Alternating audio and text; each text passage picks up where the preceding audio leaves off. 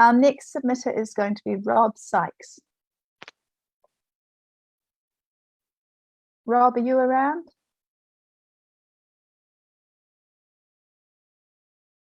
Rob, kia ora, and welcome to Justice Subcommittee C.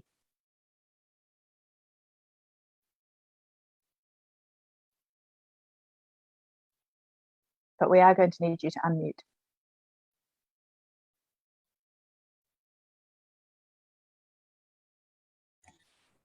Sorry. Not at all. I do it fairly frequently. Kia ora, welcome, and thank you for giving us your time. We really appreciate it. You can take it that your submission's been read, so you can structure your 5 minutes however you want. I will put up a finger when you've got a minute to go, and that's not to stop you, it's just to say if you want to pause for question or discussion, and my colleagues will stick a little hand emoji up. Yeah, or if they're old school and can't find the emoji, they'll raise a hand. And the time is now yours. Awesome. Tēnā koutou katoa, e mihi ana ki a tātou ko ngā kaimahi o te Justice Committee. Nō reira, tēnā koutou katoa. Ko Rob Sykes tōku ingoa, my name is Rob Sykes, and my pronouns are he, him, and ia. He Māori ahau, I'm of Māori heritage. He Pākehā ahau, I'm of European heritage also. He Takatapui ahau, I identified as a proud queer man. This morning I'm here to speak in favour of the conversion practices for the Prohibition legislation bill to stop the life-threatening practice of conversion practices in Aotearoa. And thank you so much for reading my submission and inviting me this morning. I wanted to quickly reiterate a couple of key points, one in which I don't think I quite made clear in my written submission. So my story is quite a different one to the norm that you'd see on TV. And although I went through conversion therapy, it was by choice and not until I was age 30. I had a very religious upbringing and did everything the right way according to the teachings of the church. And I really value that upbringing, and I want to make that clear as well, because that helped me, shaped me into the person who I am now, someone who I hope is kind to others, and I just want justice and the rights for everyone under the law. When I was faced with the reality of coming out, which potentially meant losing the right to having a relationship with my two children, who at the time were only 6 and 4.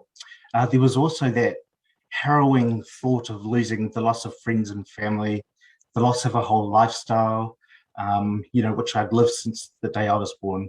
I was really scared of losing all of that. And when I was trying to make things work so that this didn't happen, I sought proactively the help of church leaders who suggested conversion therapy at the time. And again, it wasn't that extremely physical or mentally harmful version that you see. However, I still experienced some of that trauma as an adult. Even though I'm fully grown nowadays and I have lived experience, there was some immediate effects at the time, which I still suffer now. At the time, I experienced stress, anxiety. I also had my first panic attack, which if anyone's had one of those, it's harrowing and you just can't breathe and you actually feel like you're having a heart attack. I even found myself avoiding places where I might bump into other members of the church. I drove back roads of Hamilton, trying to purposely avoid the possibility of this happening. Oh my! We're grateful that you're bringing this to us. You just take the time you need. Thank you. But I know that I live a privileged life now, and even at the age of 46, those lasting effects of anxiety, avoidance, not wanting to cause conflict, even to the point where I won't even share my opinion because I won't think it'll matter. Those are lasting effects from that time. But regardless of that, I know I'm a privileged queer person and I have a wonderful life, living my true authentic self. And I'm with my wonderful husband, Vinny, who we got civil union in 2008 and then transitioned that to marriage and on our 6th anniversary in 2014. Got a great career at Auckland Council as a diversity, equity and inclusion principal advisor. 2 great children, well, they're actually grown adults now because they're 22 and 20. But I know that there are many in our rainbow communities who are most vulnerable and don't have that privilege, particularly our youth. And even more so, I want to shout out to our trans youth of colour. They suffer so much more because of the similar experience of these, and they're too young to go through that. And I can't in good conscience allow this to continue to happen in Aotearoa. As such, I'm in favour of the law. Tēnā koutou katoa. Kia ora. I really, really want to thank you. I can see Elizabeth has got her hand up. Morena. Morena, tēnā koe e hoa. E hoa takatapui. Just want to thank you for your submission. It's really hard to come into this place. This is a live stream event and share.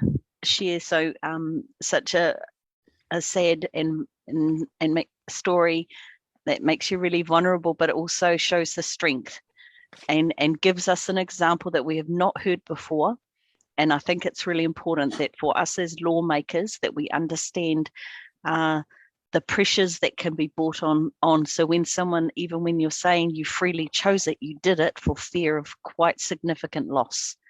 So that is probably, I wonder, and so my question to you is, when you look back, do you still think you made a free choice?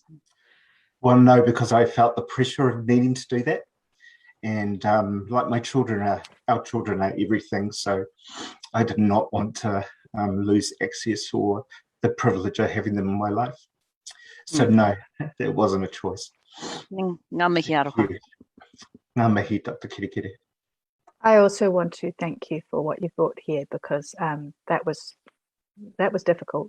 But I actually want to thank you because we have a lot of rangatahi watching, and to know that one can go through what you went through and live a beautiful life and be happy.